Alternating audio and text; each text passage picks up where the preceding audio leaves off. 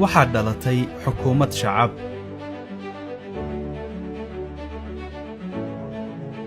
muddo dheer kadib ayay dadkeennu dareemayaan dawlad iyaga ka timid, iyagu leeyihiin, iyaga u shaqaysa. haddaba si aad qayb uga noqoto talada dalka, ula xisaabtanto madaxdaada, fikradahaaga wanaagsan ugu biiriso,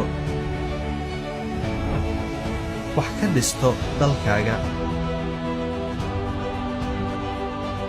ra'iisul wasaaraha Soomaaliya waxa uu ka jawaabayaa qaar ka mid ah fariimihiinna. qayb ka noqo talada dalkaaga